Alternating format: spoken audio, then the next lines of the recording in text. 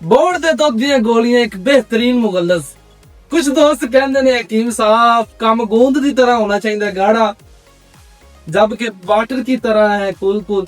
उनके लिए जनाब इसका बहुत बेहतरीन रिजल्ट है। आपका भाई हकीम मोहम्मद इमरान, आप देख रहे हैं बाबा हिकमत यूट्यूब चैनल। जो दोस्त अहबाब मुझे कॉल करते हैं हकीम साहब सीमन का मसला है, औलाद पैदा करने के काबिल नहीं है, 6 7 8 साल 10 साल शादी को हो गए हैं, एक तो अपने लाइफ पार्टनर को खुश नहीं कर सकते, दूसरा औलाद की नेमत से महरूम है।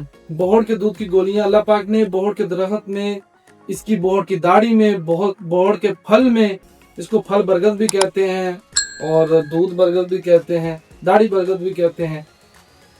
इसमें अल्लाह पाक ने बहुत शफा रखी है। ये हमारी बोहड़ के दूध की गोलियां हैं, हम अपने दवाखाने पे तैयार करते हैं, फिरोज अजमली की हैं। अगर आप मेरे तक रसाई आपकी नहीं है तो फिरोज अजमली की यूज करें, इसका भी अच्छा रिजल्ट है।